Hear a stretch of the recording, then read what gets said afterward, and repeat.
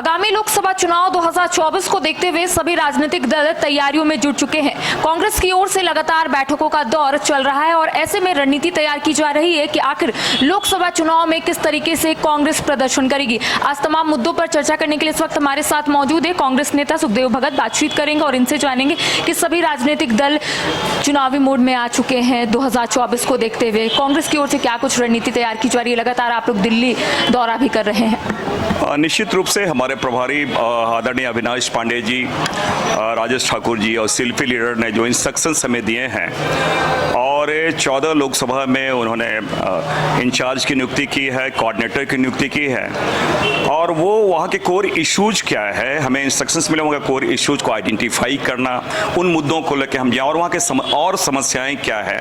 और साथ ही साथ क्योंकि इंडिया गठबंधन हुआ है तो जो हमारे अलायंस पार्टनर है उनके साथ कैसे हम कोऑर्डिनेट करें, इसलिए हमारे कोऑर्डिनेटर संयोजक बने हुए हैं। तो हम अभी इनिशियली हम लोगों ने मीटिंग किया है 27 तारीख को, कुछ सब जगह लगभग मीटिंग हो गई है और 30 अक्टूबर तक हर बूथ का हमारे फिजिकल वेरिफिकेशन के साथ हमारे बूथ कमेटी बनी है या नहीं बनी है।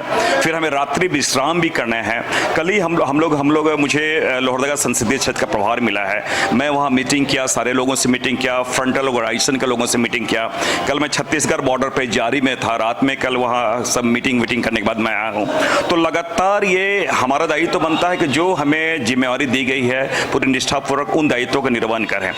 दूसरी बात ये मैं जरूर कहना चाहूँगा कि आपने देखा होगा कि राहुल गांधी जी जो पदयात्रा किए हैं ये केवल चुनाव तक सीमित नहीं है।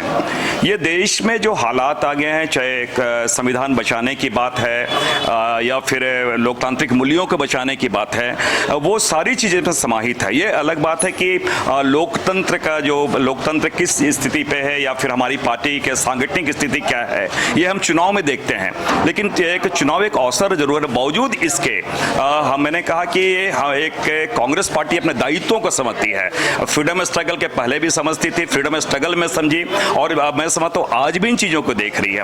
और विशेषकर मोदी जी ने जिस प्रकार हर चीज़ों का कॉन्स्टिट्यूशनल बॉडीज का जिस प्रकार उन्होंने अपहरण किया है या जिसे कहा जाए कि जो संवैधानिक चीज संस्थान है उनका वो एक पोलिटिकलाइज कर दिया और उस मैसनी का दुरुपयोग कर रहे हैं। तो कांग्रेस पार्टी इन चीज़ों को मानती है और जो हमारे मुद्दे हैं वो सदन में भी बोलने नहीं देते हैं और सदन के बाहर भी बोलने नहीं देते हैं। और विरोधी वो नहीं चाहते हैं। लोकतंत्र की खूबसूरती क्या है, पक्ष भी विपक्ष हो, लेकिन वो हमेशा विपक्ष हो कहीं न कहीं, चाहे वो प्रशासनिक महकमे से, चाहे ईडी के माध्यम से, सीबीआई के माध्यम से, इनकम टैक्स के माध्यम से, वो हमेशा परेशान करते रहे। इसलिए हम लोग ये मान के चलें कि इस बार का 2024 का जो चुनाव है बहुत महत्वपूर्ण है और हम पूरी निष्ठा के साथ इसकी तैयारी हम लोग कर रहे हैं। राज्य में 14 लोकसभा सीटें हैं। इंडिया अलायंस के पास सिर्फ 2 सीट, एक कांग्रेस और एक जेएमएम। इसको किस तरीके से आप लोग आगे बढ़ेगा, क्योंकि भारतीय जनता पार्टी भी लगातार दावे कर रही है, संकल्प यात्रा निकाली जा रही है, बाबूलाल मरांडी लगातार हेमंत सोरेन पर हमलावर है। देखिए, भारत में लोकतंत्र बहुत जीवंत है,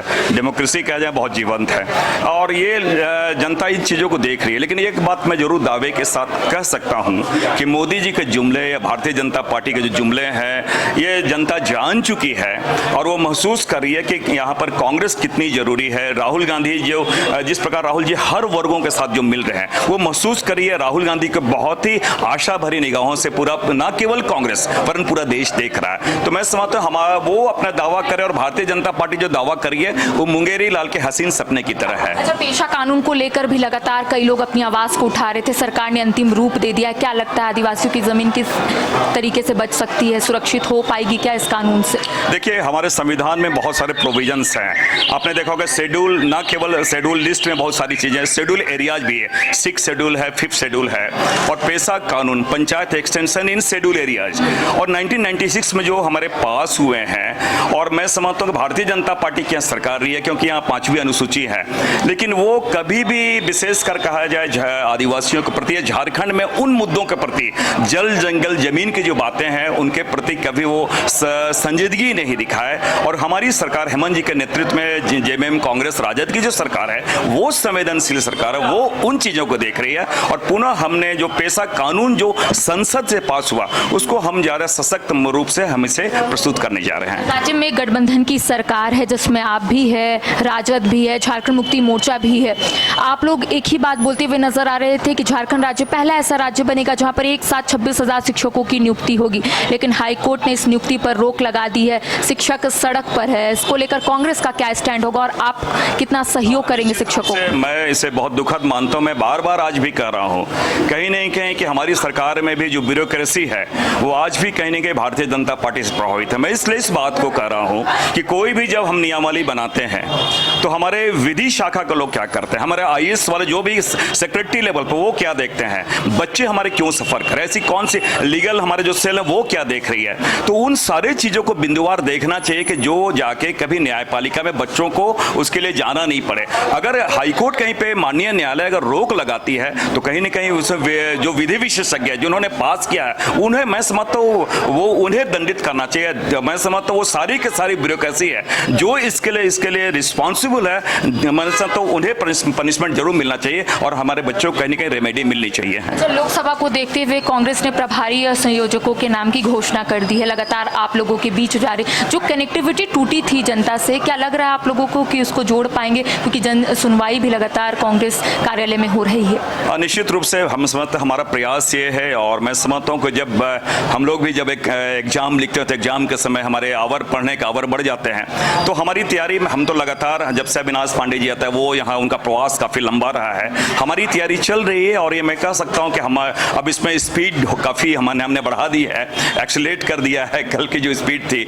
और मैं आपको कह रहा हूँ स्वयं कल हम लोग जो सबसे रिमोट एरिया है परमवीर अल्बर्ट टिक्का जिनको परमवीर चक्र मिला उनका मैं रिमोट एरिया में मैं कल था जो छत्तीसगढ़ बॉर्डर में था, वहाँ सारे लोगों तक 4-5 बजे रात तक मीटिंग भी, रात में उन लोगों से हमने इंटरेक्ट किया, उनके क्या समस्याएं पूरे प्रशासनिक महकमे के साथ उनके साथ बैठाया गया। उसके बाद मैं लौटा हूँ तो मैं समझता हूँ हर लोग जिनको ये जिम्मेदारी दी गई है अपने दायित्वों का बहुत अच्छा से निर्वहन कर रहे हैं। आखिरी सवाल रहेगा कि आज जो बैठक रखी गई है कितना महत्वपूर्ण है लोकसभा को देखते हुए, क्योंकि आप लोग जितना भी कार्य किए होंगे यहाँ पर आप लोगों को बताना है, कई टास्क जो है वो आप लोगों को मिलेंगे आज से?